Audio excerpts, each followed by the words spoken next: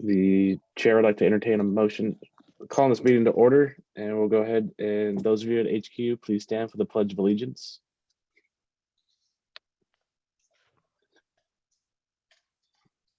I pledge allegiance to the flag of the United States of America and to the republic for which it stands, one nation, under God, indivisible, with liberty and justice for all.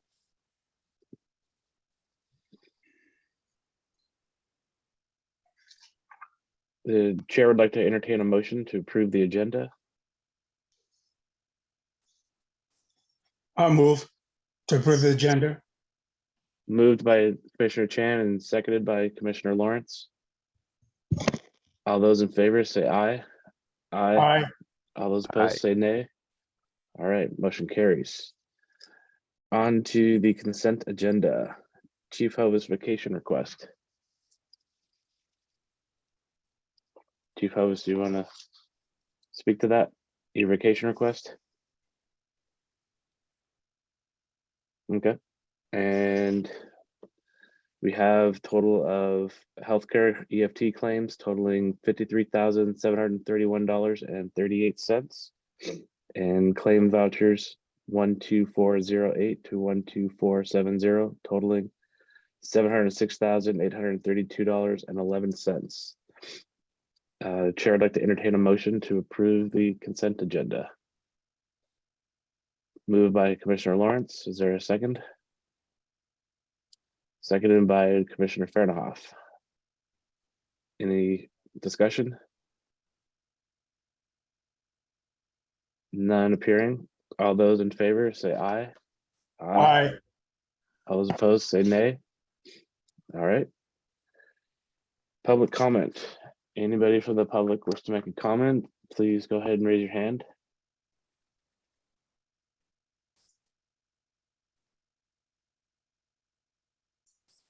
All right, not seeing any. We'll move on to the fire chief's report. Chief Hovis. Good evening, Chair, Commissioners, staff, and guests. Fire Chief report is a little limited tonight. You'll have an email with an update on COVID statistics as well as our operational statistics in your email, and two updates related to previous items discussed. And I'd like to thank Chief Isatalo for submitting these as updates. The roof replacement project for Station 11 is scheduled to begin on November 7th. And then the basement renovation project is still awaiting permit approval at the county. And with that, concludes my fire chief report for this evening. Welcome any questions from the chair and the board. Thank you. Anyone have any questions for Chief Hovis? All right, none appearing. Thank you, Chief. Move on to union report with President Hoover. Good evening, commissioners, staff, and guests. Just my report will be fairly brief as well. I just wanted to let you guys know what we've been up to and what we're up to in the next couple of weeks. We just concluded our first ever strategic planning meeting. We were over in the Wenatchee area on Thursday and Friday of last week. We had two facilitators help walk us through a strategic planning meeting, which we thought was extremely helpful and kind of guiding us in focusing us on what we'd like to do moving forward and how we can better work with commissioners and staff. Then we transitioned quickly and left on Sunday, and 6 of us went to Boise for some more training, and we just returned about 20 minutes ago. I just got home and walked through the door. So something we're doing later this month is an event you guys have all known we've done in the past, which is our Coats for Kids. We're doing it on the 25th at Discovery Elementary. That one is a little smaller this year. We've only been requested for 64 coats. Normally we do somewhere around 200. But there's the hub at Edmonds, which is kind of a central stores place for the Edmonds School District. They're putting in a request for about 250 coats. So we may be working on trying to work with them and get those for the future. And with that, that really concludes my report. So I'll take any questions. what was the name of that first school that you listed off for the Codes for Kids? Discovery Elementary Oh, Discovery. Okay, thank you. on the 25th. Commissioner Chan. Yeah, do you guys, I know it used to be you guys do a lot of fundraising and have, dinner and stuff. You guys doing that anymore or you're not? Commissioner, we haven't done that in the recent past due to the COVID virus and just kind of coming out of it. I think that's something that we will be working on. We are developing we have had a charities and events committee, and they're just kind of getting ramped back up. So we might start doing that again. So how's the foundation? Is that the money okay? And because you get a lot of requests and stuff? Yeah, the foundation is pretty well supported by monthly donations by our members and some staff donate monthly to our benevolent or to the benevolent foundation. And we utilize that to help with some of these projects. A commissioner still can symbolically kind of give you a donation. There's no conflict or anything. The new law, like saying. Yeah, I'm not positive on the laws. I wouldn't want to give you bad advice, Commissioner. But it is we use it for charitable things, Right. such as our taxi vouchers that we can sometimes give out. It helps pay for some of these coats on a pretty regular basis. It helps with our Christmas program when we adopt families and that kind of stuff. And then any other request that comes in when members are in need or citizens or the community's in need is kind of what we use it for. And there's a committee that oversees that.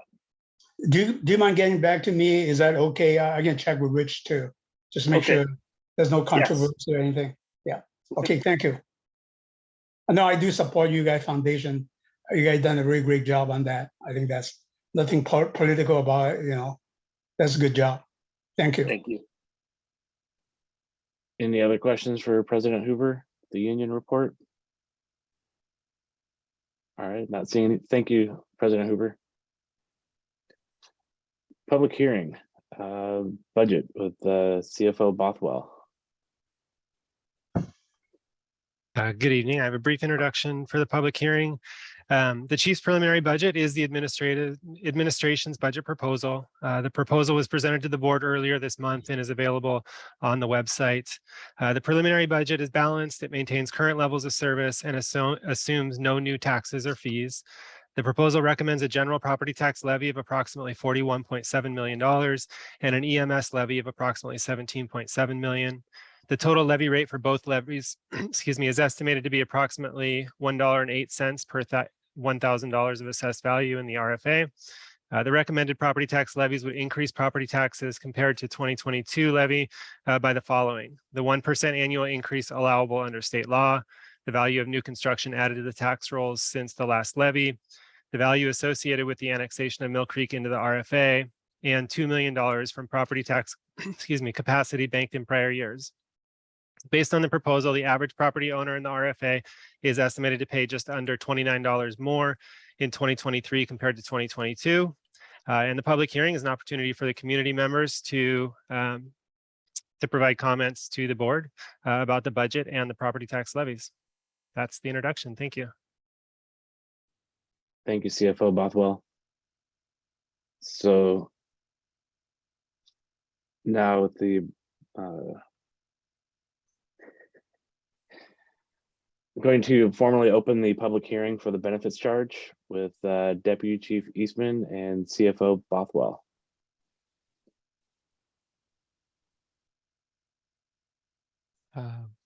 Thank you, Chair Daniels and the rest of the board. On the benefit charge, if you go to page 77 of your packet, you'll see the resolution that will set the benefit charge. If you look at the resolution and based on the budget discussions that CFO Bothwell has presented along with Chief Hovis, the benefit charge from a revenue is in everything you've seen so far to date is set at to collect $6,664,070 for 2023. And if you go to page 81 of the packet, you'll see the preliminary cost factors that set the benefit charge per property class. It's important to note that we do this with the most current data available today, but the benefit charge, when the final calculations are made, we need to use a certified assessor roll, which the RFA does not get until after December 31st. We get it usually the first working day after the first of the year.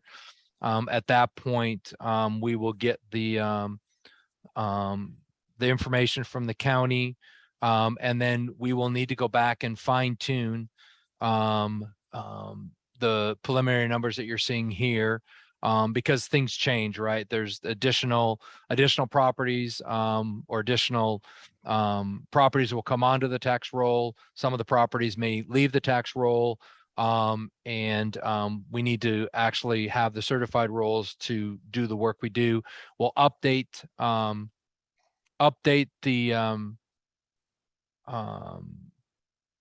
the formulary and specifically the cost factors associated with the benefit charge at that time. And then on or before the 11th of January, we will submit the required information to the county assessor. County assessor then reviews, and the county assessor will then send it to the treasurer to be put on the property tax statement for the revenues or the residents for the benefit charge. And that will serve as the benefit charge notification as required by statute. The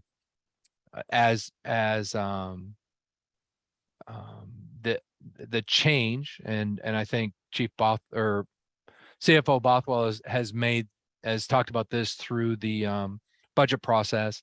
But what we did with the benefit charge and what set the amount was we're able to calculate the city of Mill Creek, and we added that to what the RFA collected last year. And then as the CFO has stated in the past, we added and increased the benefit charge by 2%.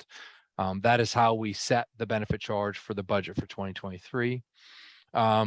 We historically have used a 2,000 square foot residential property when we do a comparison from year to year. And that with the addition of the city of Mill Creek and the 2% increase, it equated to $1 annually for a 2,000 square foot residential property. So, and the other piece of this is what you'll see after the budget's been adopted sometime early in January. Statute allows for an appeals process, and you will see a resolution that sets a appeals committee and the timeline for appeals to be submitted. And you'll see that in early January for the 2023 benefit charge. And so with that, I'll pause and take any questions.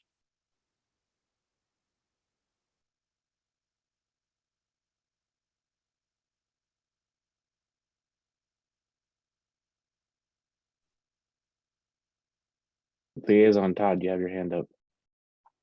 Yeah, thank you, Chief. I had you going until you said something about the 2,000 square foot property is a normal property, and you added in Mill Creek and something.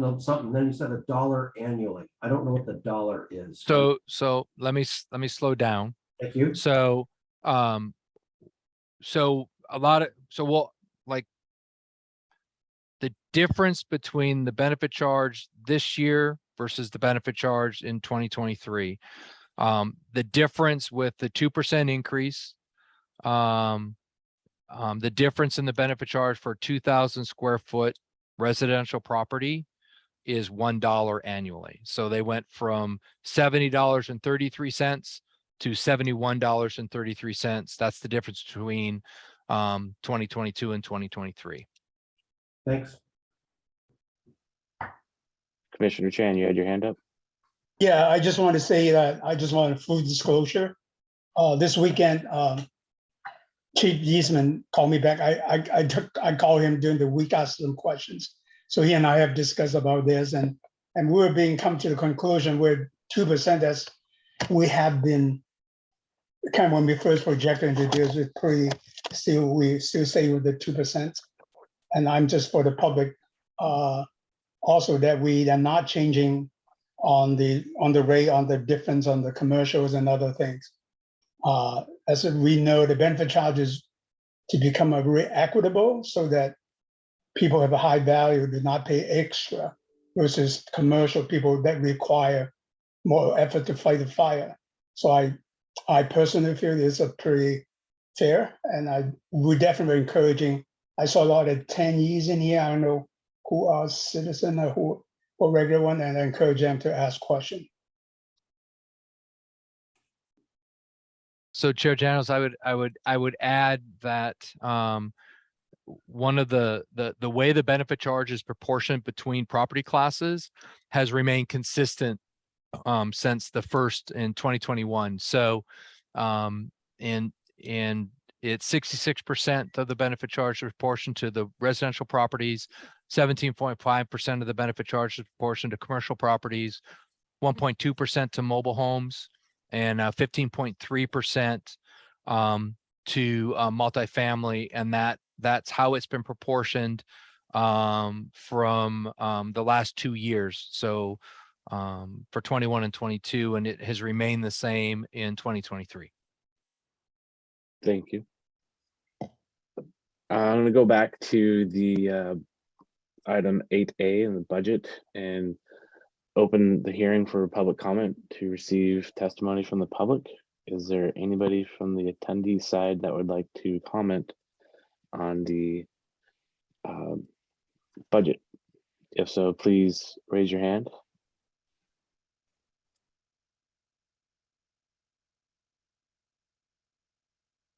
All right, I'm not seeing anybody. I'm going to open the public hearing, receive testimony from the public for the benefits charge. Is there anybody? And if so, please raise your hand that wishes to speak.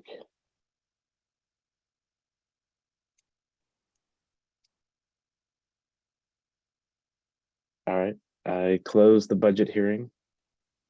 And Commissioner Chan, you have your hand up. Yes. Actually, I was going back to the budget, not the benefit charge. So I have a question for CFO. Raphael, thank you for including my one-page summary here, but you included in the on page 85. Yeah, Commissioner, that's a separate agenda item. That's after the executive session. We'll be discussing those at that sheet. Okay, but is it part of the public hearing? No, sir. Okay, well, but for the record, I think that because on your final schedule, you did not including the banking capacity. I just I'll let the for the record for the public know that we are thinking about banking capacity. So that's all I want to know, let the public know about it. Thank you. All right. Not seeing anything still from the attendee side. If someone wants to speak, so I'm going to go ahead and close the hearing for the benefits charge and move into item 9, executive session. Review the performance. Commissioner Teoflock, you have your hand up. Yeah, just a question for Chief Eastman. When are you kind of expecting us to pass the benefit charge? So that we'll have that conversation under item, let's see. That can be taken for consideration if the board chooses tonight, or we'll do it prior to the meeting on the 15th, because that has to be done and sent to the county by the 30th. So we have to have the resolution completed by the 15th. November the 15th? Yeah, no late. Well, that's your last meeting of the month. The the reality is that resolution, along with the rest of the resolutions that we're talking about tonight for need to be to the county no later than the 30th of November. The resolution is stated such that if the board chose to take action on it tonight, they could. But if there's no action taken tonight, we'll work with CFO Bothwell and bring it forward at one of the meetings in November for you guys to take action on or consider for action. Okay, thank you. Commissioner Chan, you have your hand up. Yeah, I suggest that we do it on along the budget back in November, because right now, tonight, we only have 5 commissioner, and especially Commissioner Kenny. It's pretty, he probably have some opinions on both issues. I would suggest that we do it until November 1st or the 15th. Thank you for your input. Any other comments on the public hearing? All right, I'll move into item 9, executive session. Review the performance of a public employee pursuant to RCW 42.30.110 subsection 1 subsection G, and we'll do this for start off with 30 minutes. I'll see everybody over there. Go ahead and reconvene the meeting. All right, so moving on to item 10, unfinished business, board deliberations on the chief's preliminary budget. CFO Bothwell. All right, good evening, commissioners. I'm gonna share a presentation here.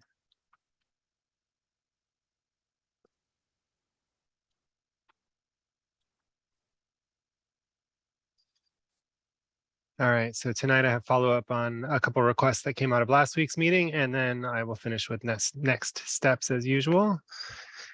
So the first request that we got last week was to perform an analysis to determine the financial impact on an average property owner based on 3 scenarios. The 3 scenarios were the chief's preliminary budget, and that was presented last week, but I'll touch on that again tonight.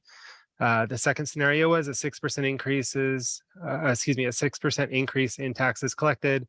And the third scenario was exhaustion of all bank capacity. So the bank capacity that we have, if we were to take all of that, what would the impact be on a taxpayer? So the answer to the first one is the chief's preliminary budget results in an approximately $30 per year increase for the average property owner in the RFA. That's about a little over a 3% increase. The 6% increase is obviously 6%. That results in a $54 per year increase in the average taxpayer's tax paid to the RFA.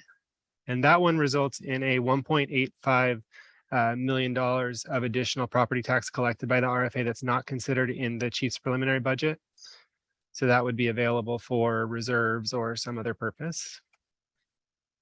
And then the third scenario is if we took all of the existing bank capacity, that would result in an additional $5.5 million above what's in the chief's preliminary budget, and the charge to a average taxpayer would be approximately $105 per year. That's about a 12.2% increase. The other request that came out of last week's meeting was to collect some specific information from the preliminary budget book and put it in a prescribed format. And Commissioner Chan had spoken about that format. It's one that the commissioners that have been around for a few years probably are familiar with. It was one of the work papers that was presented during previous budget discussions. And so that item can be found on page 85 of your packet. For next steps, tonight, we had the 2 public hearings that are required by state law. So we've kind of checked the box on all the statutory requirements for budget adoption, but board deliberations are scheduled to continue for several more meetings. And then ultimately, obviously, the final step is budget adoption, which is scheduled for November 15th. So I'm going to take this down and be happy to answer any questions if there are any.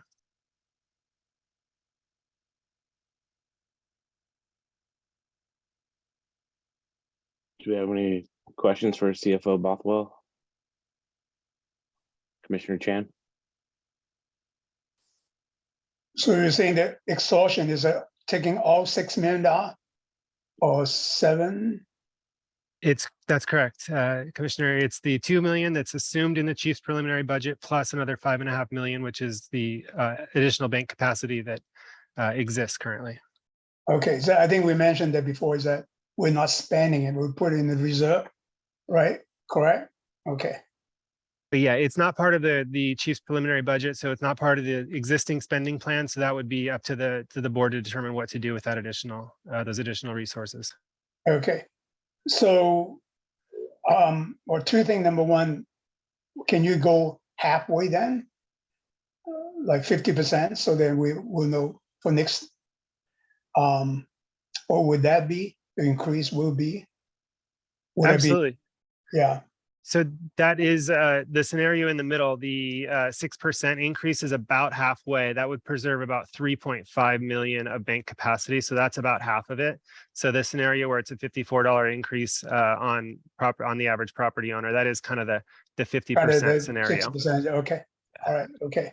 So I still want to, I know that we can have a further discussion. I want to show that capture bank capacity in my original worksheet, so that would be great. I think I want full disclosure to all taxpayer, all the resources we got.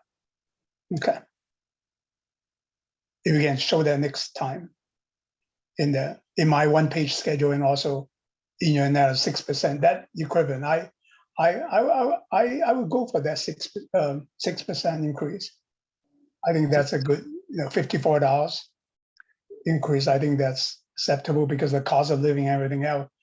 But I want to emphasize again, we're not spending the money, but we're just putting in reserve so that we can, especially we have new Station 76. I think we need to understand the capital facility plan. We have a lot of fixing on the 76, right? I don't know who is Eastman, you mentioned that, or someone, or Chief, you can both talk about 76. Commissioner Chan, 76, where as soon as we get there, you guys authorize dollars to evaluate Station 76 and add Station 76 to the facilities plan, which will be done when we have the ability to get in, look at it, and have the consultants do their work and add it to the plan. Right, that's the reason I said we want to put in the funding in there, make sure we don't want to delay or anything at all. Okay. Commissioner Chen, if I could just clarify, did you want me to bring back or put in the packet for the next meeting, 2 other scenarios with that worksheet you requested, one with 50% of the bank capacity and one with all of it? No, I think if 50% is close, if the 6% is pretty close to the 50% of the capacity, I think I'll go for that, the 6%. There's no need to, yeah. I'll get that in the response. Thank you. Yep. Liaison Todd. I don't have a vote, but I'm going to channel one of my favorite council members from city council. If we are in times are tight, people are feeling inflation. If we are going to take taxpayer money and just put it in our reserves, that feels really weird. I think this is a time when people are hurting due to inflation in their own lives. And so if we don't need it right now, and I've argued the other side of this, I'll tell you as a council member, but we don't need it right now. I think that it would go over better to not do that at this point in time. That's thing one. Thing two is I'm going to speak up for the people of Mill Creek who just took a several $100 increase in their fire charge from last year to this year. And to say, let's just put another $54 on top of them. That's not going to go well. And I know Mill Creek annexed in, for better or for worse, they're in. But I think that also sends kind of a funky message. Again, just to like, quote unquote, potentially someone's going to say, oh, there's lining their pockets with reserves at the expense of the taxpayer. So I think you should think about the reaction across the RFA, but also think about the Mill Creek folks. Thanks. Thank you. Commissioner Teoflock. Yeah, thanks for the comments, Liaison Todd. It's never easy to take money from people, or not take, but to increase taxes. It's tough. My argument for doing the 6% and adding to reserves is that we're going to have to do a bond eventually to build more fire stations. And the more we have in our reserves, the less we have to have in a bond. the less, therefore, interest that our taxpayers have to pay to the bondholders. And also, if we have to borrow less from the bond, then it's less of a shock to the taxpayer when we actually do have the bond and we're paying it back. So I just feel like this is a more incremental way to tax our residents. And I do know that we have the one-off situation for our Mill Creek residents where they're having a bigger sticker shock. So I do appreciate that. Thanks. Thank you, Commissioner Teoflock. I echo your sentiment.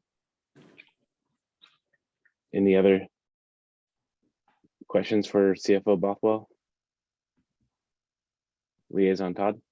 I may apologize. I may have missed this by being at city council meetings the last couple of weeks. So if this has been discussed before, that's fine. I think one of the things that's hard for the average person to do and hard for me to do, although I've got some sense of the numbers, if you look at year over year over year, we've got a big step discontinuity because of the annexation of Mill Creek. There's a step discontinuity in AV. Part of that change in AV is because of the inflation in house prices. But part of that is because new construction, and part of it is because the incorporation of Mill Creek. I'm not going to ask you to do it exactly, but I wonder if that's just a kind of the back of the envelope order of magnitude for the revenue that came from those two different revenue sources. New revenue from new construction, typically something that's easy to talk about, fairly easy to talk about for existing area, and then in general terms, what came from the annexation of Mill Creek, I think would be helpful. On the expense side, I'm not going to ask you to pull that out either, but I think that there's a sense that by being larger, that's more efficient because you've added a certain number of operational folks at Station 76, so certain operating costs, but hopefully we've not extended as much at the guys on the screen here today. You get some efficiencies through size, and so I think that's one of the things that hopefully by annexing Mill Creek, you're going to see that is helping spread those expenses over a larger base. And so I'm not going to ask for that exact accounting, but I think that giving people a sense for the growth in both expenses and revenues as a result of that annexation would help people understand if they're looking. I know that for me, I would love to see that, but I may have missed that, so I apologize if I did. Thanks.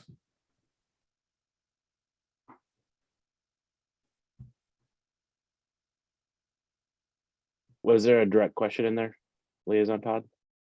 If it was easy to do and we could talk about it, that'd be great, but I'm not going to make people jump through hoops. Or if you've already talked about it and you could refer me back to something that might happen in July, when you're talking about revenues before I got on this thing in August, it may go back that far. So I apologize for not doing my homework. That's fine. Would you be willing to take this offline with CFO Bothwell?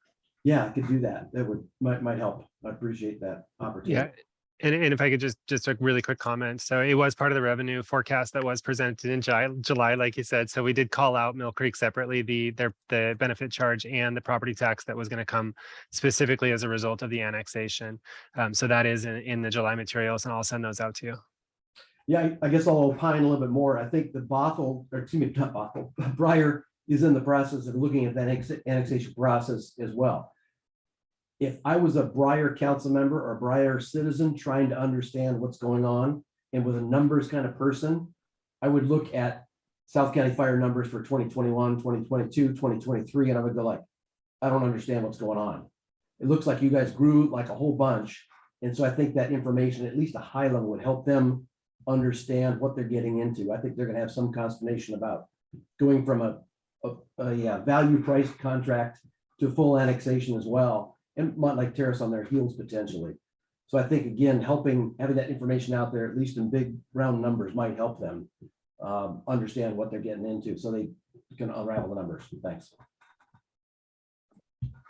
Thank you, gentlemen. Commissioner Teoflock, your hand's up.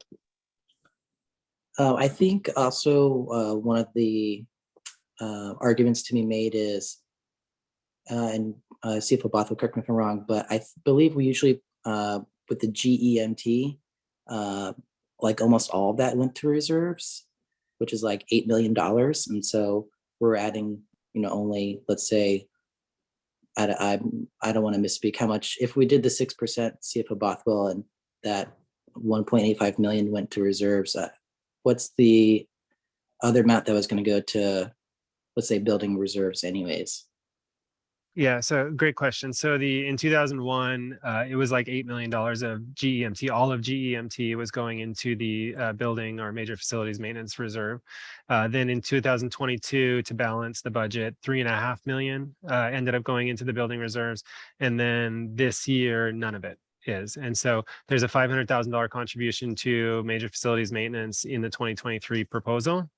And so I mean, in support of you, I mean, your point is right. It's that funding into those reserves has dwindled significantly over the last several years. And a big part of that is that the increase in the burden on taxpayers is, less than 3% from the RFA based on the chief's proposal. And we're seeing, labor costs have increased, nearly 10%. We're seeing similar increases in most of our other costs. And so that money had to come from somewhere. And so your point is a good one. And that's one of the buckets that it had to come from. Yeah.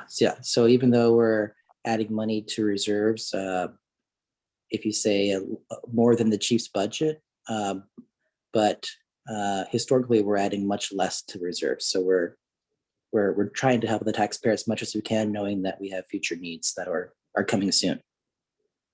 Thanks. Commissioner Lawrence. Yeah, I know that we've discussed this before. I just can't remember what the answer is. If we, are we putting all the GMT money in this year? All GMT is going into the general fund and it supports operations this year.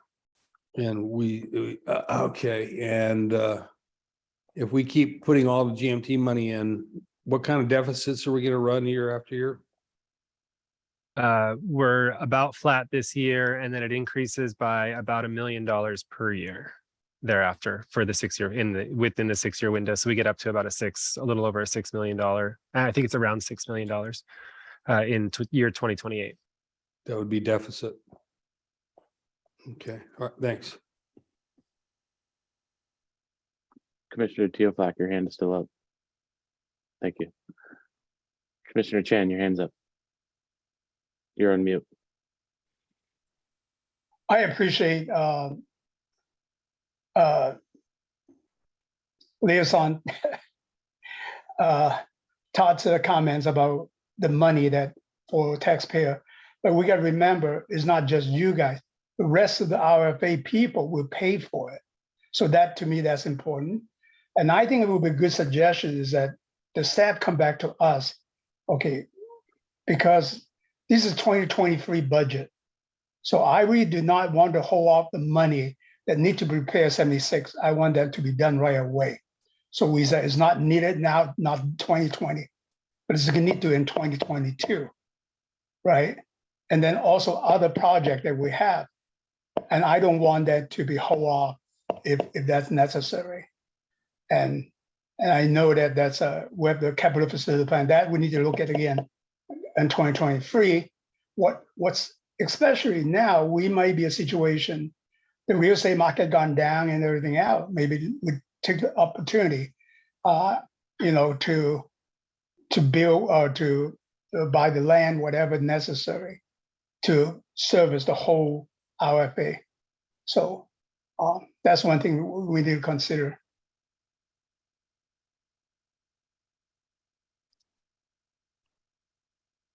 Thank you, Commissioner Chan. Any other questions for CFO Bothwell? All right, not seeing any. Thank you, CFO Bothwell, for your presentation. Sure, Daniel, could I make comments? Yes.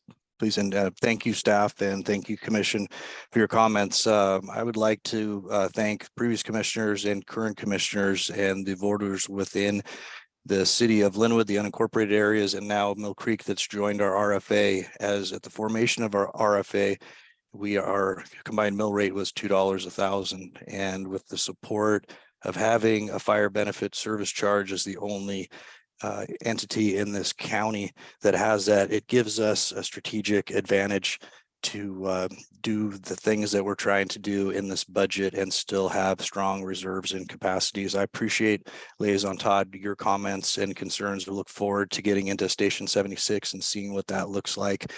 And I'm encouraged by Briar. I know we're going to be talking about that and the RFA's fire station that is within the city already. And we'll see what other entities come to bear as our RFA continues to grow. So I really want to thank staff and the commissioners at the time in the start of the pandemic to take a bold endeavor and the great support to have the benefit charge as another funding mechanism to get the mill rate to the rate that it is right now. And I'd also really just like to thank the thoughtful comments, Liaison Todd and all commissioners that you've provided. But I'd really like to thank staff for putting together a budget proposal and the thoughtful questions the commission has had thus far.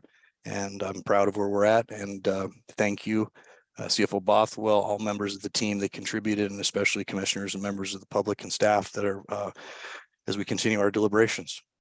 So thank you, team. Thank you, commission. Thank you, Liaison Todd.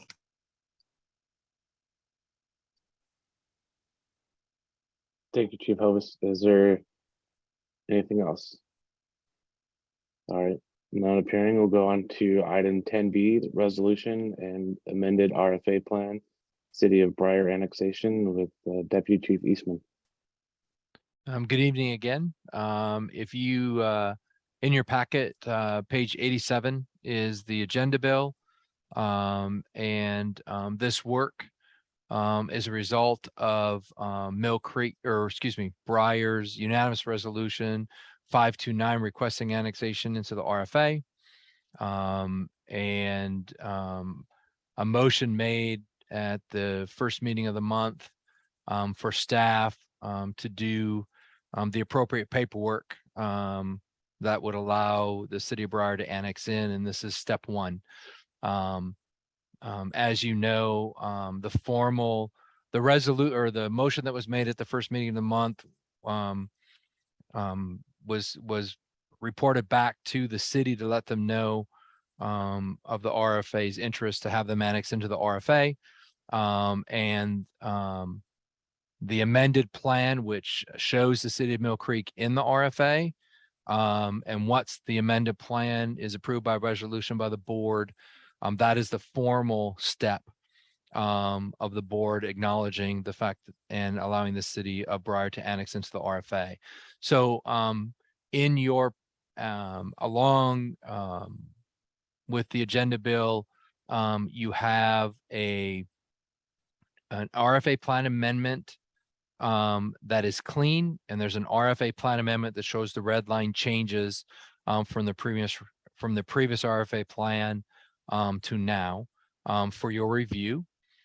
We drafted this such that the board, if so, could consider this resolution and adopt the amended plan tonight if they chose. If the board would like to see this at the first meeting in November, we'll bring it back to the board the first meeting in November for action. The nice thing about the city of Briar is the city of Briar doesn't have any assets. They have no staff, and it's a fairly simple RFA plan compared to the city of Briar, which brought station and some of the other complexities that went along with it. So this was reviewed and drafted by Rich Davis. I think with that, I'll pause and see if the board has any questions on the amended plan as presented.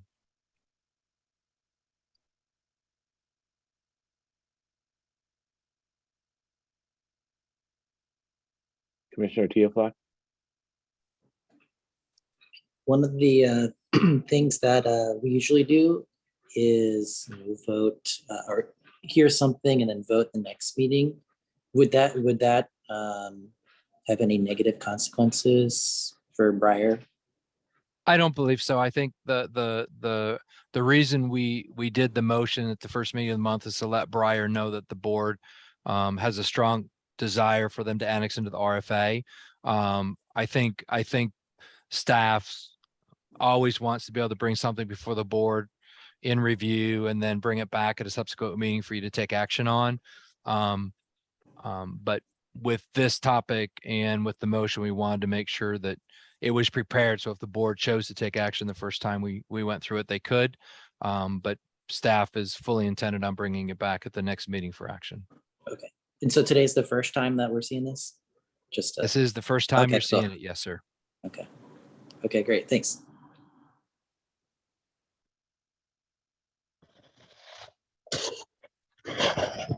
Any other questions? Oh, Commissioner Teoflat. Oh, yeah. And so just, yeah, I recommend that we vote on it, make a motion next meeting, and I'll vote in favor.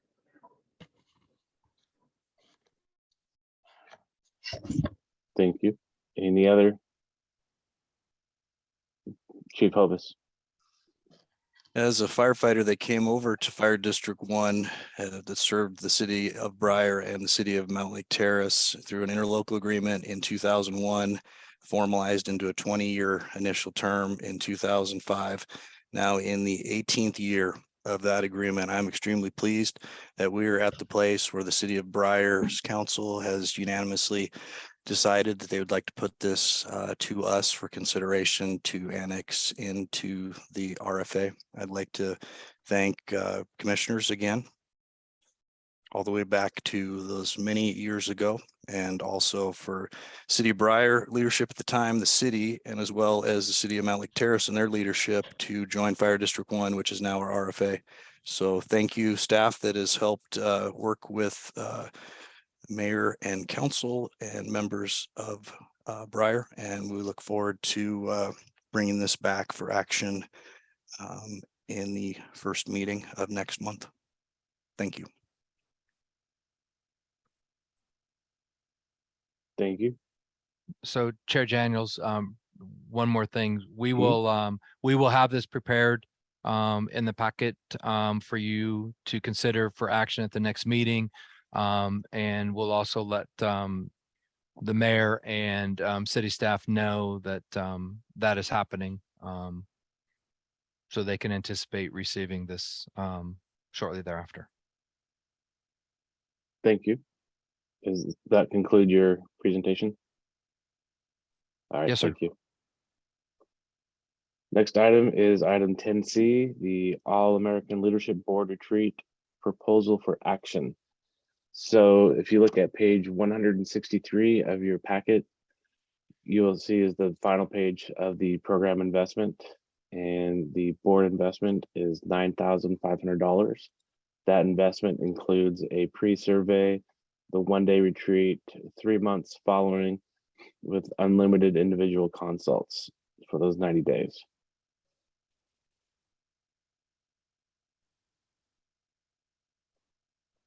Commissioner Teoflat. I feel like I'm just speaking from my own experience. I didn't use any follow-up, and I don't know if anyone else did. I guess maybe one could speak up if you feel comfortable, but I wonder if the price changes if we don't have any follow-up. I don't know that detail. I don't know if it's just trying to save a couple pennies, but like if it shaves off $1,000 or so, maybe it's worth it. But I don't know if we have the time to get that again. Were you hoping for us to, do we have to vote on this to approve it? That was the idea, was to vote on it tonight, since it's going to be here, what, 5 weeks on Friday, Gotcha. December 2nd. Okay. Commissioner Fairnoff. Yeah, how was this particular organization selected? Was there a competitive process involved, or is this an organization we've typically used in the past? It's an organization that's been used in the past. It's also what the staff uses, and so it makes sense to use the same program that the staff uses for us Thank to you help very with much. that relationship. I believe it's been using them since 2016, if I recall my conversation with Commissioner Kenny correctly. Commissioner Chan, you have your hand up. No, I agree. I thought we should vote for next week, but it is. Is if it is because the All-American need the contract back, I'm glad to make a motion to approve it. Just answer Commissioner Thunhoff's. Yes, I think I was a skeptic of this organization from the beginning, but I attend one of the staff meeting, and then of course our last meeting was overnight in Semiyamu, and that did bring a change. The first thing he made all of us, each one of us in the room, cry. That is get to know other commissioner and everything else. It was definitely a good effect. At that time, we had one very difficult commissioner, didn't even want to go, but eventually he went, and the staff can vouch to that. It did change that person's behavior. It would work much better. So that's I could say. Commissioner Lawrence, you have your hand up. Yes, I wasn't thinking of attending, but if Commissioner Chan will promise to cry, I will come. On top of that, I don't want you to discuss tonight.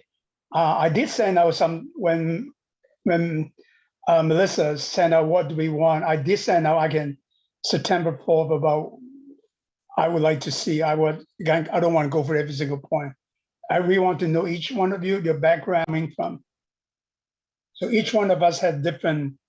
We are basically what we have done and experienced and everything else. So when you say something, I understand where you're coming from. So it's much better understanding. I think we'll work a much better group. Hopefully from the retreat. Thank you, Commissioner Chan. So you've made a motion to pay the $9,500 fee. Yes. Do we have a second? Seconded by Commissioner Farnahoff. We've had some discussion. Is there any further discussion? All right. All those in favor say aye. Aye. Aye. All those opposed say nay. Thank you. Motion carries. New business. Deployment discussion with Assistant Chief Isotalo. You have the floor. Oh, Chief Sorry, Hovis? I just, Chair and Commissioners, I'd just like to add that the All-American Leadership Process was brought in 2018, and it was not a competitive bid process, but it has been successfully used. They owe us an organizational survey for not just the commission, but the organization that was put on pause when Chief Stedman was still here. So there is a way to, I think, achieve what I think Commissioner Teofilak was asking for. I'd like to thank the commission for taking action on this because it is important to know what staff members are going to be participating for their own planning purposes as well, any approved vacations. And also Commissioner Chan had mentioned at the time that there was a component that involved other mechanisms to include the local 1828. So I just want to mention that. So thank you. Appreciate that and look forward to attending. Thank you. Thank you, Chief. All right, Assistant Chief Isotalo, now you have the floor. Chief Hovis, did you have an opener? I do. And I appreciate that, Chief. And commissioners, we have some slides to show. And I want to warm up this conversation with a little bit of a narrative. And part of this is we have a great organization, we have a great team, and we have been on a journey to bring 5 different organizations together now to cover 300,000 people in Snohomish County. And we are, by whatever metric, about the 3rd largest fire department in the state of Washington. I'm looking at Chief Isotalo and many members of staff here thinking about back many years ago when District 1 and 11 first merged, and I was not a part of the organization. There was a deployment change for reasons that are many at the time.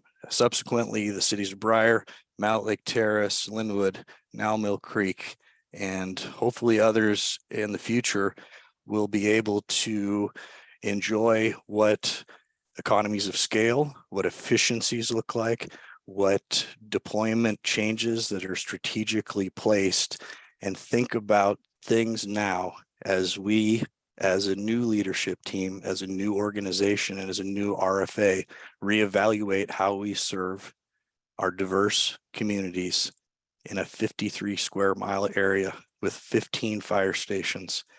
We've been in a bit of a challenge during the pandemic with growth, changes of staff, changes in commission, changes in leadership, growth in our organization, and making sure that we took care of ourselves. I'm talking with staff for a long time, and it's something I want to lead over to Chief Isotelo and give him, as someone that was with District 111, me coming over from another organization, union leadership from Edmonds, we could talk about everybody that's come here together. But there was a time where we changed pathways, and it was for all the right reasons. And I think now we have the opportunity to evaluate and think about the I'm going to say it until I'm blue in the face, the 21st century white paper, the health and wellness of our community, sustainability, thinking about efficiencies and thinking about being brave to change, but to observe change, do it for the right reasons, and become an even better organization for all the right reasons. We have tools in place, people's in place, and ways that we can look at things differently. About a year ago, we wanted to talk about making some changes. We couldn't make changes because we were just worried about getting through where we're at, keeping our workforce, keeping going, and keeping this RFA going and growing.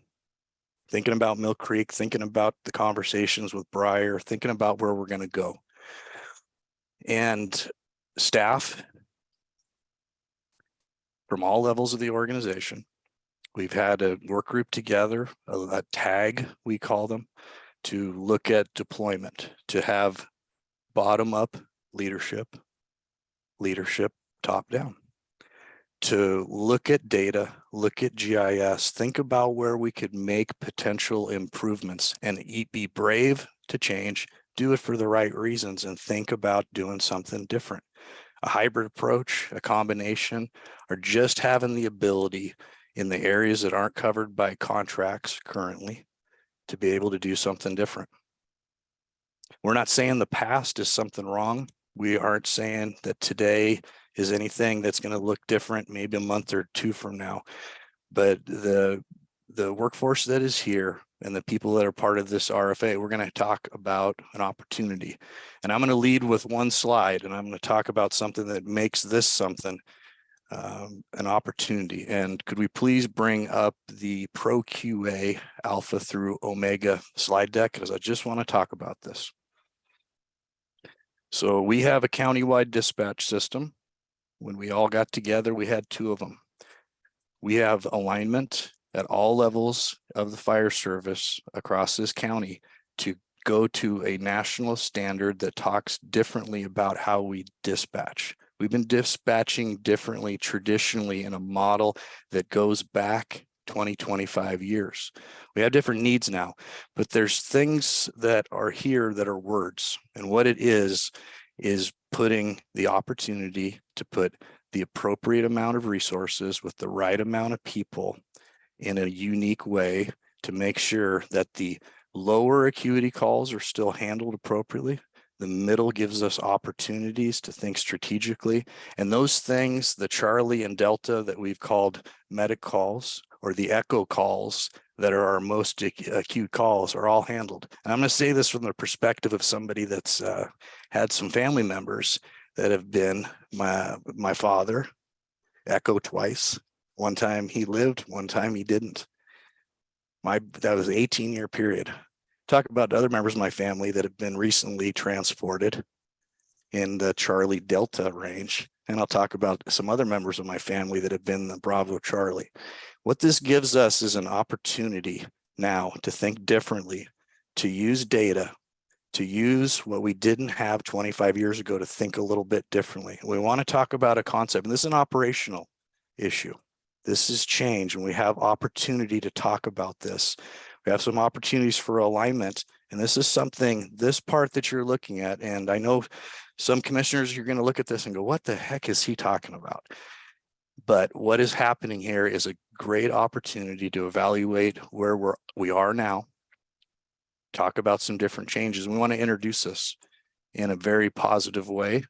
And hopefully, Chief, That's a good setup for you to talk about where we can go. I want to thank, we have a data group, we have the tag, we have chiefs, but most of all, you commissioners represent this, well, and our council members for our contract cities represent 1/3 of this county's population. We are the 3rd largest county in the state of Washington. We will be the 2nd. And there is an opportunity for us to continue to lead, to be innovative. And I'm going to say it because I enjoy saying this. Leading to meet the growing public safety needs of our regional communities. On this agenda packet talks about leadership, integrity, trust, respect, and excellence. And we talked about all-American leadership. And this is a good opportunity. And I want to set this up in a way because there's a lot of contributors to this and there's been a lot of patience with this. And this is not about that everything we're doing today needs to change, but there's some opportunities if you represent a specific district or your liaison Todd, or you're at large, or it doesn't matter what it is. I've lived in the unincorporated areas. I've lived in the city. And I've worked in every one of the fire stations except station 14 and 15 and now 76. And I'm proud of our team. I'm proud of where we've been. And I want to talk and set the stage for what may be an opportunity to do some things differently. And the Chief Icedale has been a very patient individual and a lot of other people here. We got Chief Eastman. I see Chief Fitzgerald. I can only see so many screens. I want to talk about what we could be doing in the future that is going to be even better tomorrow. Okay, Jason, is that enough for you to get going? All right, let's roll. Thanks, sir. All right. Yeah, thank you, Chief. You actually covered some of my opening comments. So I'll turn my first page. You address the 21st century white paper, which is your leader's intent for staff when working on projects like this. So thank you for that. You described kind of who has been involved in this, and I would like to thank everybody from the members of the deployment tag, which are operational level people. We've got captains, we've got MSOs, we've got some firefighters and some paramedics on there. And I would like to thank labor. They've been on this journey, if you will, with us over the last year in lockstep in critical conversations as we move through this. So what were we looking to do? And the objectives of this team, as far as what it was we were doing, was to evaluate if there was a better way to serve the community, and is there a better way to serve the community with the current staffing that we have. So this staffing model that we're going to discuss, this deployment change, if you will, is at current staffing levels. And I'll explain a little more how we believe we'll have success with this further as I move down through the conversation here. We also look to realize any efficiencies in our service delivery. There's beliefs that our current system has some inefficiencies. So we dove into that and we looked at all the different pieces. And I'll be very honest with everybody here. The primary driver in these conversations goes down to the paramedic level. And we've discussed earlier in this year when we talked about our successes in getting 5 students in the central program, when we thought we were going to have no opportunities to get medics trained. You know very well, board, that each time we do a hiring class, we are getting 1, 2, lucky if we get 3 medics hired in as new hires and through the academy. So this is not a South County Fire specific problem. This is across the state and across the nation. There is a shortage of paramedics. We have realized this shortage, and I'll be honest with the group, the original intent of our current deployment, we can't meet it because we can't staff that number of paramedics. And so therefore, going back to 21st century white paper, it is not sustainable. We've known that, and we have regressed from the original intent of our current deployment based on the number of paramedics. What we looked at was we needed to focus the specific job tasks of paramedics, that they do paramedic work and that they do paramedic transports. And conversely, what we needed to look at, an equally important issue for us, is the BLS transports, meaning the basic life support, and getting 2 EMTs, and not a medic and an EMT, but 2 EMTs, providing that service to the citizens. They're very capable, they're very certified, and can we do that without taking a all hazards fire apparatus out of service for the time of the transport? We know that there's issues with wall wait times. And so I think we can all agree in an efficiency, 2 EMTs on a BLS dedicated transport unit, spending that larger amount of time for transport and handoff and then returning, is more efficient than a captain, a paramedic, and a firefighter doing that work, all the while there's a fire apparatus, whether it's a ladder truck or most likely in our current system an engine, sitting in an area, and creating a vulnerability of being out of service for extended amount of time. So these are the things that we kind of looked at, and those were our objectives. And part of that, as I just spoke to, the final piece was, is there a way to get that all hazards, basic life support engine or ladder back in service sooner? Meaning, if they go first, can they get there, access a patient, assess the patient, start to stabilize and care for the patient while waiting for the appropriate unit, whether it's basic life support or advanced life support, to do the specific work that's required for the patient's care and health. So, so where are we looking at this? Clearly, we have contract cities. You all know that. We have very soon to have 15 stations with the addition of Station 76. So we're looking at redeploying the 10 RFA stations, which does include 76. The 5 contract stations would stay the same, and that's secondary to what those contracts is. We provide a certain number of specific people and apparatus in each of those stations, and so we can't manipulate that at this time. But what we can do is, for 2/3 of our department, we can move to a different deployment model, be able to capture data, show that it's working, show that it's creating efficiencies, show that it has positive cultural effects and health and safety effects on our employees, by again getting the right units, the specific people doing the specific work that they are so highly trained to do. So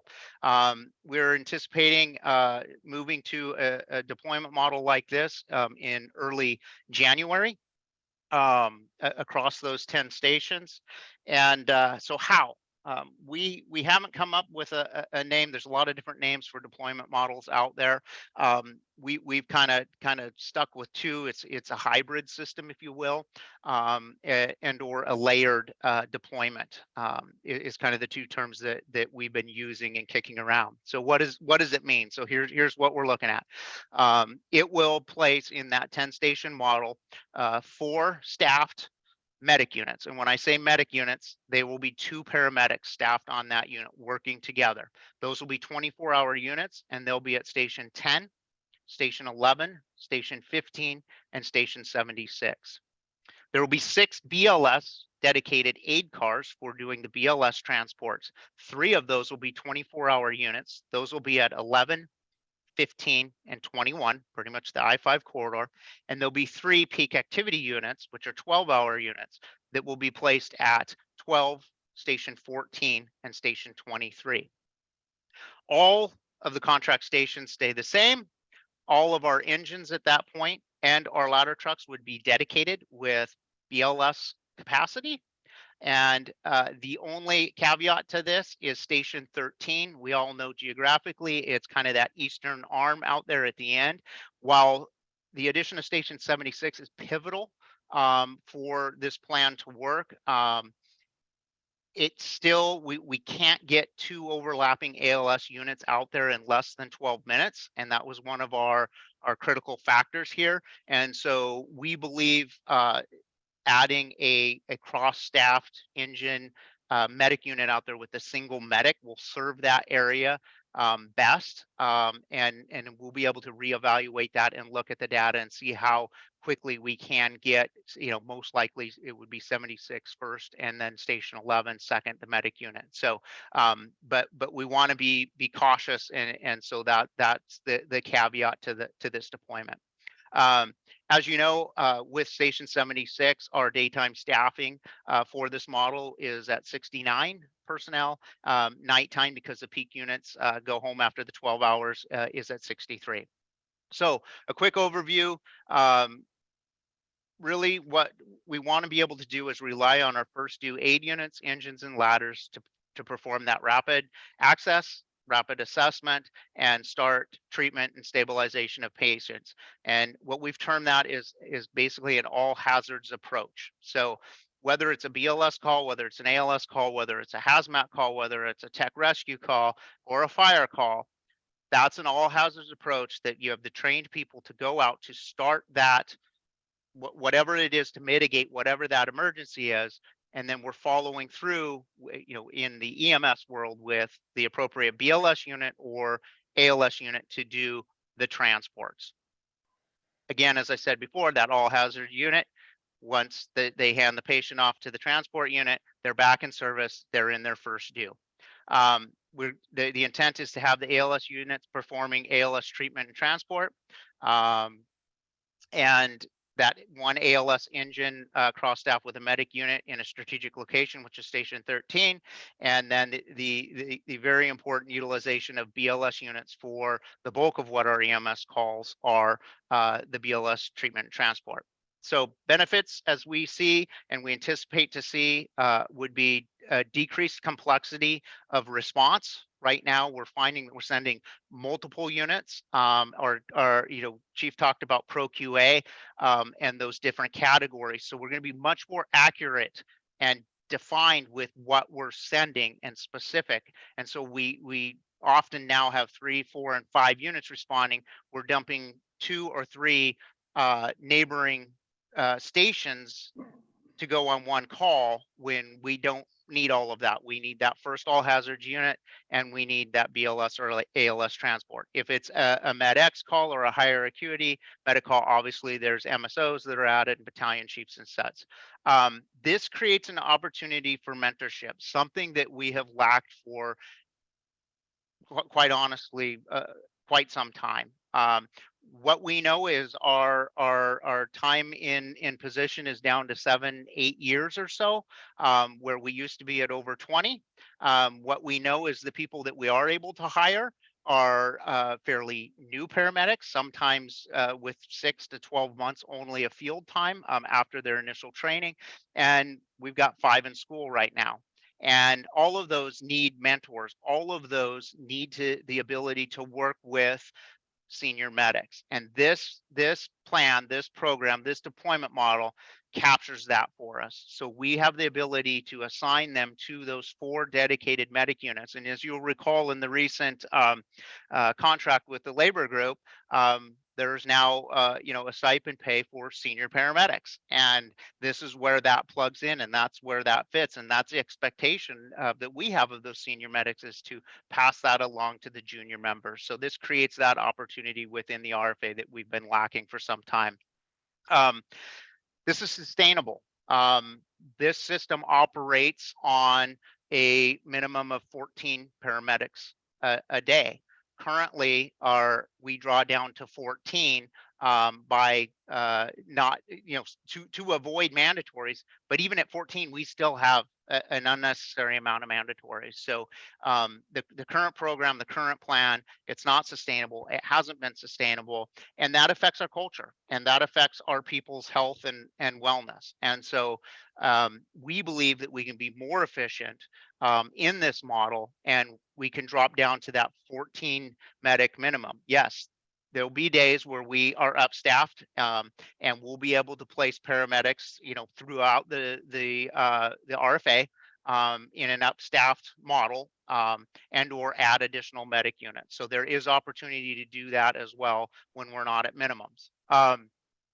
This aligns our response model with our neighbors. And as we researched this and as we looked at it, we have complexity with our neighbors to the north, Everett Fire, because they deploy differently than we do now. And to the south with Shoreline, the same thing. Surfer to our east tends to be more like us, as does Mukilteo.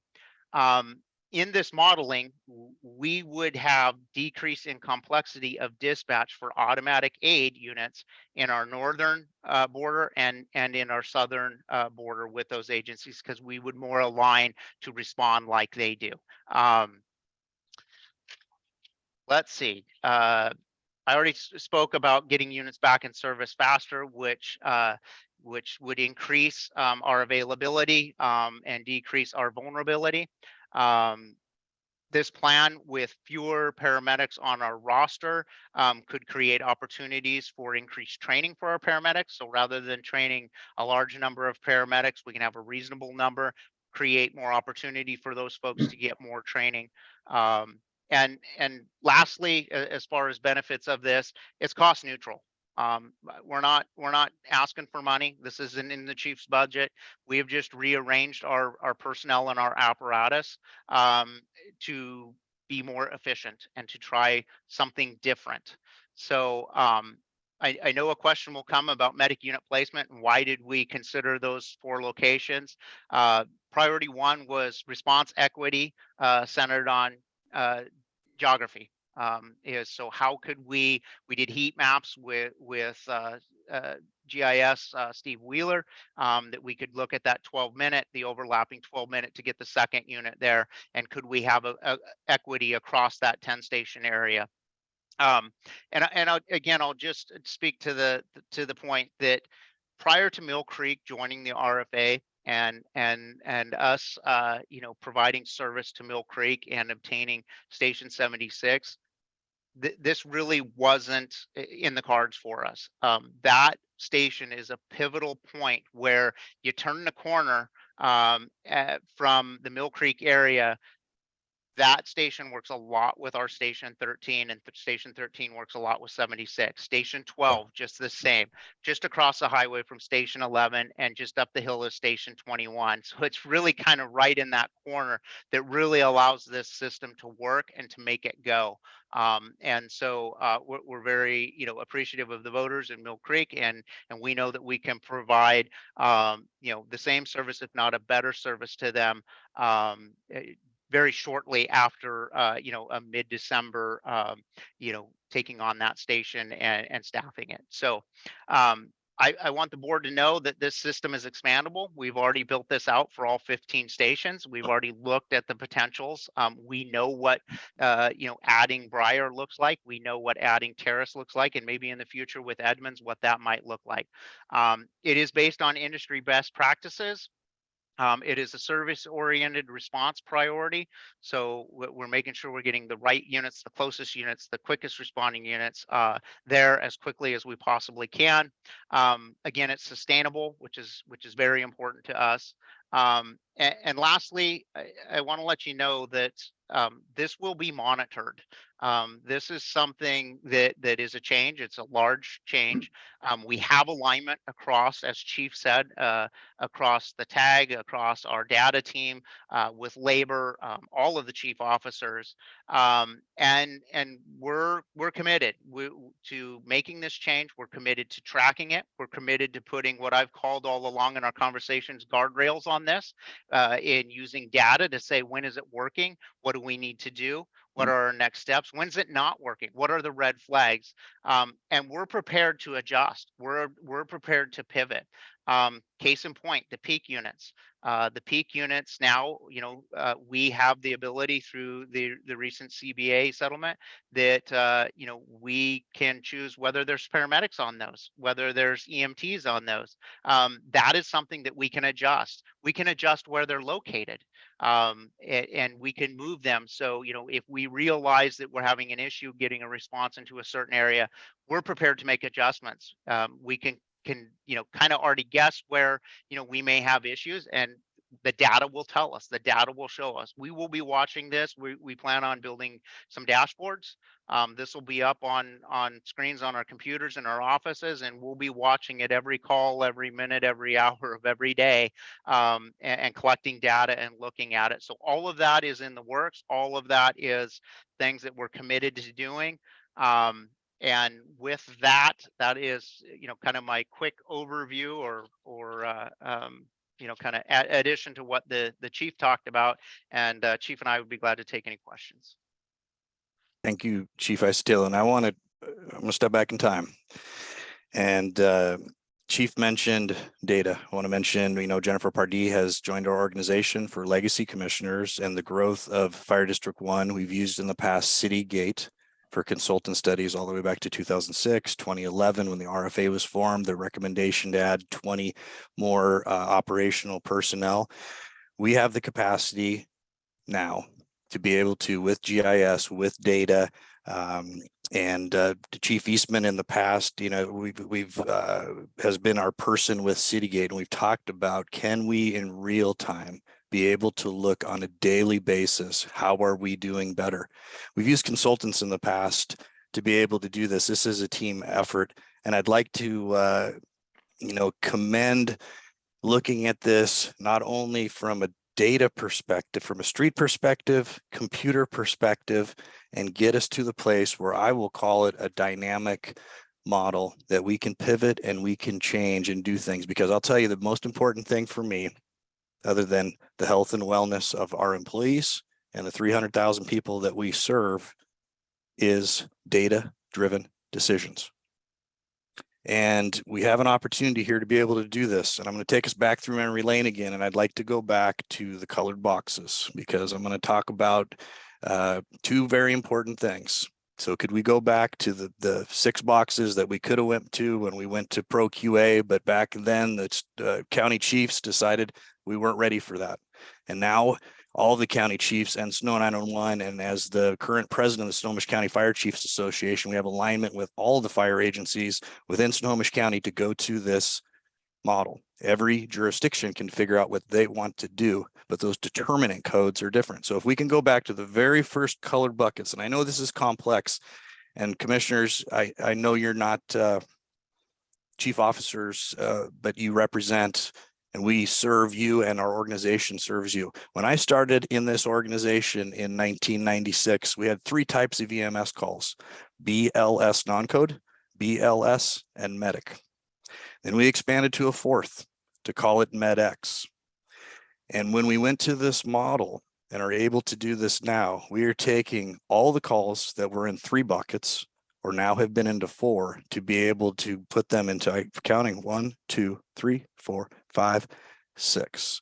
And the difference is, and for, when we talk about paramedic and ALS responses and being able to sustain in lack of oxygen to the brain, or the time temperature curve, to make sure that we as a fire department are able to serve for all hazards, and for about 85% what the community relies upon us to do to send the appropriate responses. There's a lot of little words underneath. Could we go to the next slide, please? Within the slide deck, just to talk a little bit more. Thank you, Lori. See all those different determinant codes have been done a different way than what Snohomish County did with an old system with 2 different dispatches all over a county that was about 550,000. Now we're about 920,000. We're covering 1/3. We've got different options to ask the right questions to get the appropriate resources to our organization. And I want to go to the next slide, please. That is what our agency looks like currently until Mill Creek joins our organization. That is a little bit less than 50 square miles. Look at those big houses. You can think about where that's at. The needs in the Picnic Point, Norba Beach area, the areas around the Puget Sound, or maybe in Edmonds without a Woodway Fire Department, or with current staffing levels, or what Chief talked about in other agencies, whether it's Everett or other regional partners, we have so many lineal miles of partnership agencies. The neat thing about this is it doesn't matter where you call from. If you call from on the way up to Darrington, You pass by the Oso slide. If you're driving north and to go to Stanwood, or you call in Linwood, it's a different way of doing things. And I want to go to the next slide, please, which is now look at where we came from. And I want to talk about something that's important to me. And when there was 5 agencies and 5 fire chiefs and 5 different agencies came together, I was a volunteer firefighter. Mike Springer was the chief, and I got hired, and Pat Valant was the Mount Lake Terrace chief. And Chief Metter was in Linwood, and Chauncey Sauer was in District 11, and District 1 was in a transition. And as making sure that we serve all hazards and are flexible now, look at the different areas that it's a big area that we're covering. We need to be dynamic in our approach, and we need to make the best decisions based on equity of service and data-driven decisions, and not looking retrospectively, but look in real time and being able to, what I will call, move the pieces around to best serve the communities based on the needs is very important. When you look at different areas, you know, Hilltop area or Briar's a little bit different than 188th and 44th in Linwood. It's different than Mariner area at Station 11. We have to be responsive. I want to thank the group again, and thank taking the teams to get together to be able to look at something a little bit different. And I want to go to the next slide if I could. I think there's one more in there, Laurie. Well, maybe it's just me talking. Yeah, that Chief, that's the last one. That's the last one. Okay. So what we have now is the ability to do something different. So as I think back to the deployment model that we went to when District 1 and 11 came together, when interim Chief Redding was in Mount Lake Terrace, when Chief Springer had left and Edmonds was Edmonds and Chief Metter was still in Linwood and coming together. Where we're at right now is great, but I am counting back to Chief MacArthur, Chief Wittes, interim Chief Redding, interim Chief Cockrum, interim Chief Redding, Chief Stedman, Chief Dahl, and now me. We've been doing things a certain way. Times have changed, and we can do this a great way. We can make changes on a day-to-day basis. We've got a great workforce. We've got a great community, and I think we owe it to ourselves to make some different changes. This is different. I see Commissioner Chan's hands up, and I appreciate thinking about how the Lake Stickney area, or thinking about where I used to live in Picnic Point, or where I'm at right now, right by Station 16 in Edmonds, and thinking about Mill Creek and the opportunity to have another entity join that backs up, to have 5 fire stations right around Station 76 as a pivot point, and thinking about the considerations of where our communities are connected. I think it's great, and I want to think about doing something differently. We're going to talk more about this because we're a different agency. So I want to thank, it's been a big effort, and I don't want to leave anybody out, but I want to talk. So Chief, good job. Everybody that contributed, good job. Chief Eastman, Jennifer Pardee, GIS analyst Wheeler, Battalion Chief Hughes, Captain Lunny, and I'm trying to think of the group, MSO East. It's been a big group. It's a good cross section. And one of the reasons why, and you'll see in the budget proposal, you know, we are an all hazards agency. We are a fire department. I haven't had fire yet, but I've been on really important calls differently in this agency. The very first call I went to was double fatality fire. The very first call that I went to was that. And the times that I've needed and my family's needed, and I'm thinking I had a conversation with Chief Isotelo, and when my family's needed that, it's been about EMS. We got to find the balance, and we need to be dynamic. So with that, I'm going to pause. And I'm sorry. So I'm looking around at the group, and who else we got here? I see okay, well, I think we're good. So I'm going to pause, and this is just a conversation, and it's 10:05. So thanks for everything. Chief Eastman, did you have anything data wise? Okay, we're good. Okay, everybody. Okay, thank you.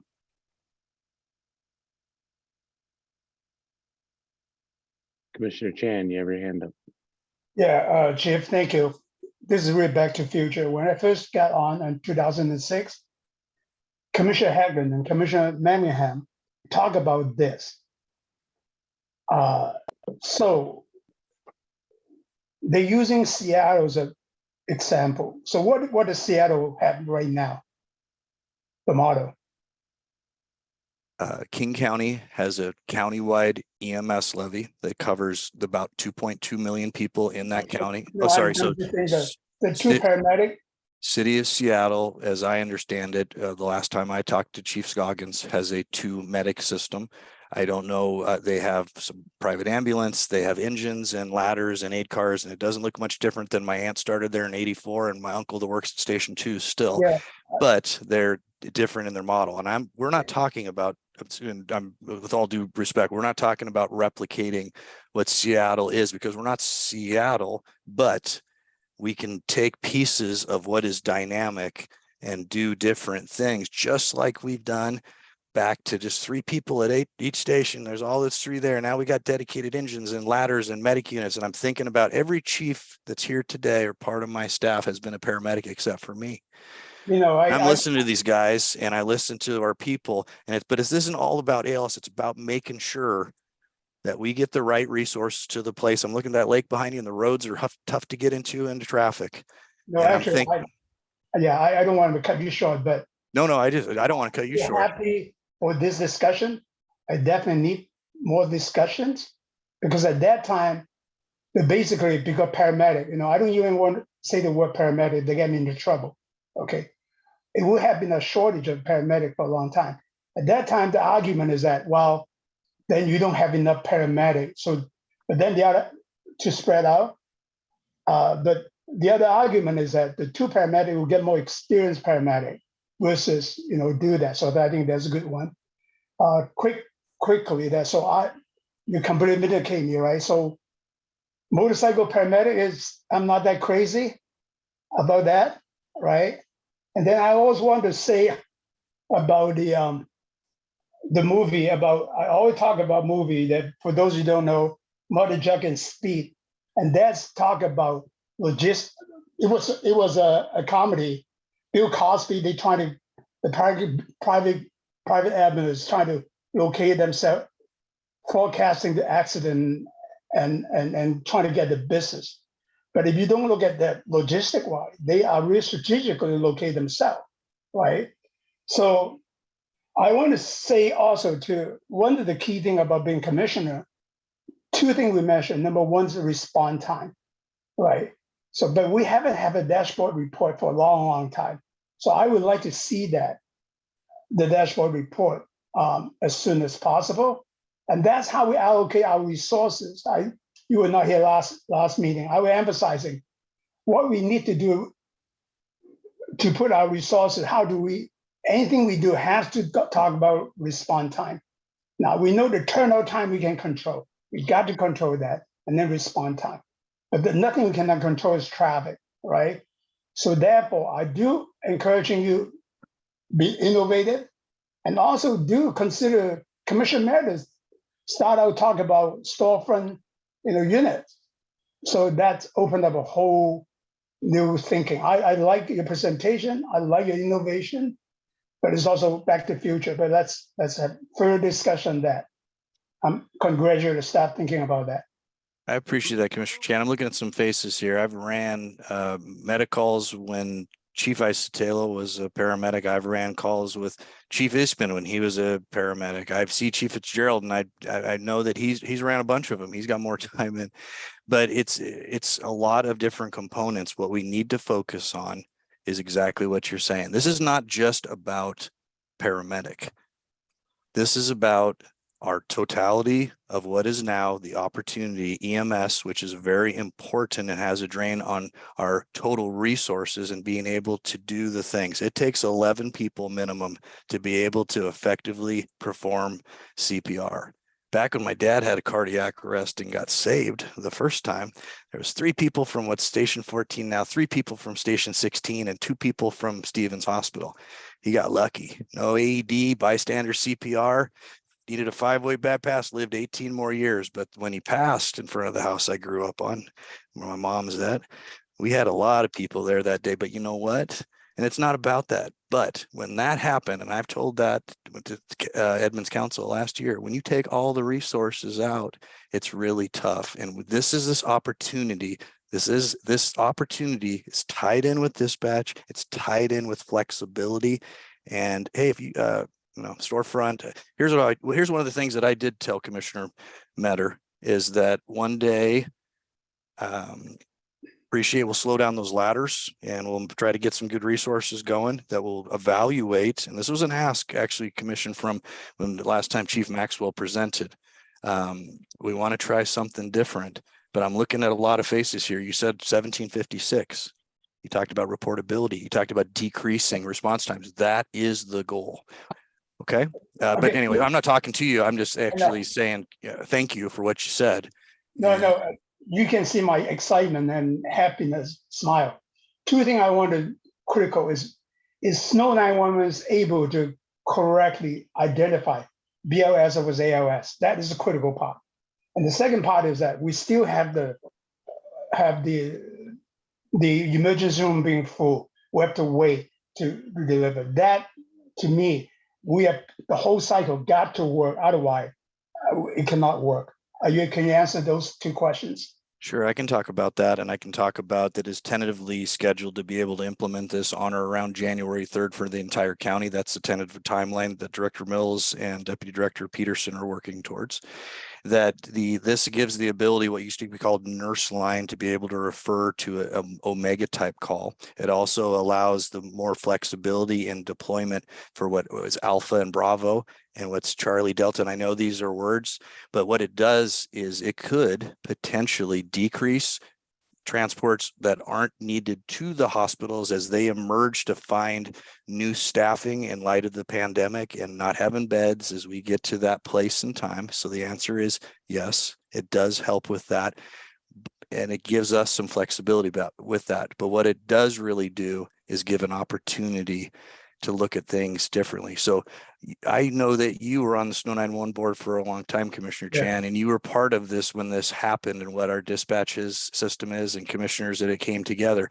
This is, and I'm just going to be real upfront with you, that I wish this would have happened when every chief that's here were at these spots in time.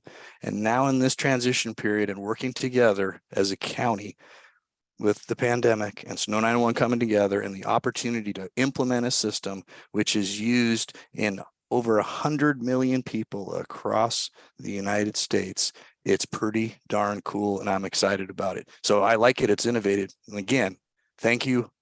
You've been here for, Commissioner Kenny's not here. So as the second most senior commissioner, you got some time in this issue and I appreciate that. But I'm looking at a lot of faces here. And we want to try something different. So thank you for your comments. And Chiefs, did I leave anything off the table? I saw a hand up, but I'm gonna pause. So thank you, Commissioner Chan. Thank you. We can talk more. Thank you, Commissioner Chan. Commissioner Farinahoff. Yeah, as probably one of the few people here has actually worked for the company that Mother Jugs and Speed was based on, called Schaefer Ambulance in LA. I could tell you some stories. Also, Chief Hovis, I don't know why, but some 22 years ago, this particular patch fell into my ownership. If you can see what that is, that's I believe that's your District 111, isn't it? I think there's only 2 of those out there and you got one of them. Yeah, and Commissioner Chan, I gave you one when I first met you for coffee. It was a little presento. I think this is really valuable for anybody who's trying to decipher the tea leaves watching this again later on. You really have come to the forefront with what we would used to call a triage system, right? You're really going through. Triage is a French word. It means to sort. At this point in this stage, we're adding more granularity to it, trying to get more focus, if you will, on what the need is, and then expediently deliver that resource to that location. Commissioner Chan's example of a motorcycle is interesting. I suppose if it were long ago to be horseback, but either way, what we're trying to do is get the most appropriate resource to the location with folks. I have to admit something though, until I saw your map, I didn't realize you were running single unit aid or paramedic unit with a two up on engine. I'm the old school guy where I still had 4 on the engine and 2 in the ambulance. So that's interesting. So creative thinking, getting folks that need to be there right away, because we know the sooner that CPR can be started, sooner that we can start the life-saving intervention is really critical. So I just wanted to wrap that around and simplify it in a way that hopefully anybody listening will be able to grasp that. And if anybody's interested in Schaefer ambulance stories, you come see me. I'll tell you all sorts of stuff. So thanks very much. Well, thank you very much, Commissioner, and I appreciate that experience. And I'll give some credit back to Chief MacArthur. I think he came from Dearborn, Michigan, and put District 111 together in that his goal was 4.0 staffing, dedicated resources to be able to meet 1710, a lot of complicated stuff, and having, medic and aid, and that was the original goal. But a lot of credit to that, and now it's time to reevaluate. So I appreciate that. And what this does is today I had an opportunity to almost see what would have been an alpha call that could have turned into an omega call that could, and I'm going to pitch community resource paramedics where somebody just needed something. And if they would have called 911, if I hadn't been, and I got it lucky today and jumped out of my chair and kind of got somebody that's dealing with an issue, had an opportunity as a fire chief to actually kind of run an EMS call almost. And that's what I'm talking about.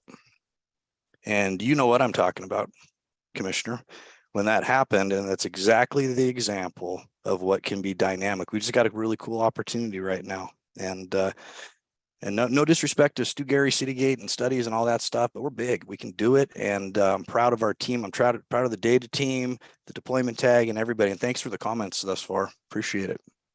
Yeah, what you don't know is that Chief Hovis is spring loaded. We were actually having a coffee and somebody went down right in front of us. And before you knew it, he was out of that chair and on duty and rendering aid. So well done. I got to meet so 2 nice people down there. That was a great experience. So, yep, thanks. Got lucky. Thank you, Chief. Thank you, Commissioner Fahrenhoff. Any other questions?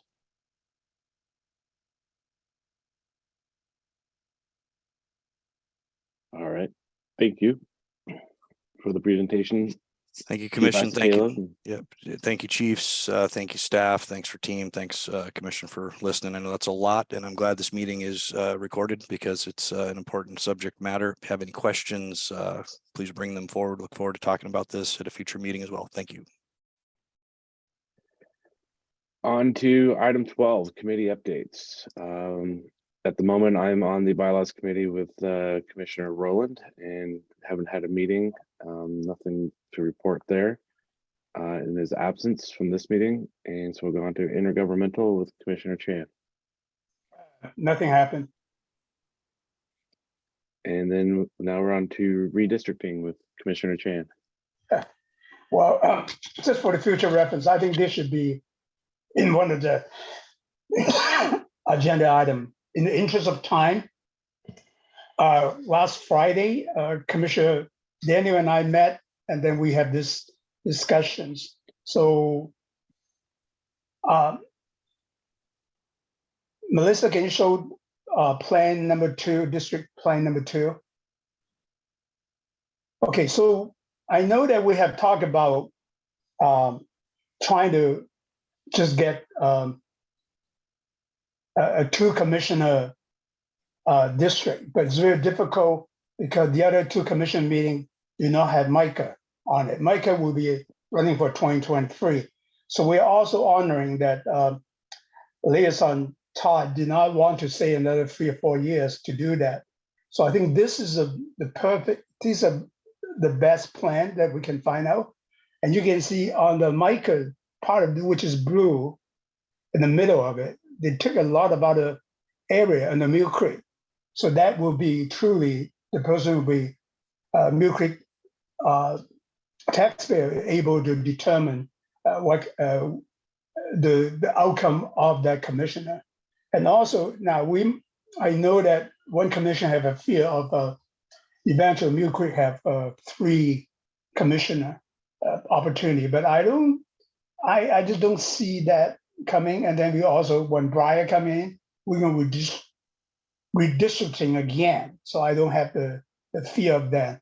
So I'm not going to go for the other plan. So I think we will send you a copy of Plan 2, Plan 1, Plan 3, and Plan 4 for you to take a look at that, and then we can make a decision next meeting. So that's it. If anybody has any questions. Liaison Todd. Yeah, I see one of your points, number 4, says Mill Creek is represented on this map by 3 districted commissioners. I only see 2. Am the map not matching the memo? There's 1 or 2 precincts that would go to Mark Lawrence in the bottom left. Yeah, bottom. Well, I'm not seeing that. Can you pop that picture back up again? Yeah. And you guys talk about names, so I don't know the names very well. So orange is Lawrence. That's number 3. Well, So I know Mill Creek pretty well, but I don't see that overlap. But I'll look at it more closely, I guess. I don't understand. If you see the word Martha Lake in black ink, that's where you see where Lawrence is. Yeah, right there. That's Right where there. you'll see that Lawrence has 1 or 2 precincts inside of Mill Creek. Oh, okay. Well, that's fine. It doesn't matter. Right? That's fine. Thanks.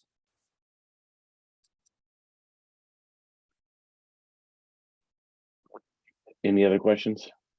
Any other commissioners?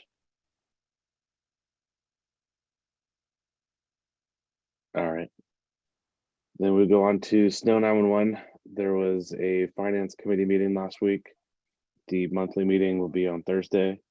In the finance committee, I learned that Norcom, which is based in Bellevue, Snow 911 is looking to do a deal with them for contract work for one person, for one entity, and the cost share for the most part, and then where it's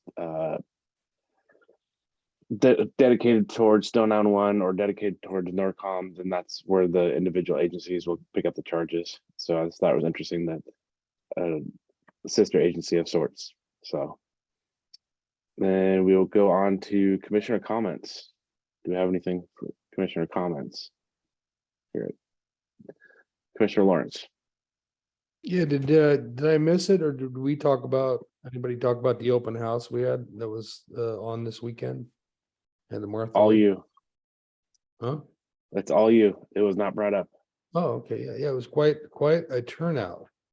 And very impressive setup there, and huge amount of people. It was really mind blowing how many people were coming.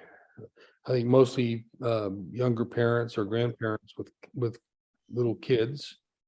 And they had that one thing where you could crawl through, a little demo.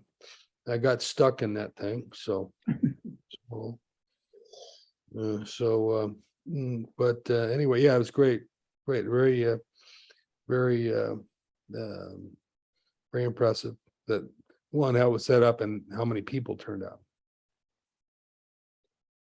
Thank you, Commissioner Lawrence. Commissioner Fahrenhoff. Yeah, I just wanted to echo that. It was a great opportunity.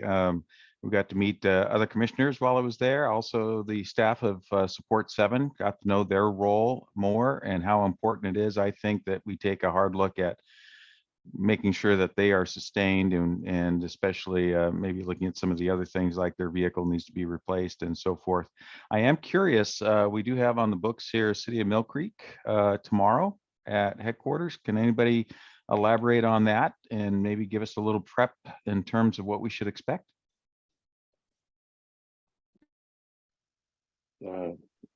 Leslie.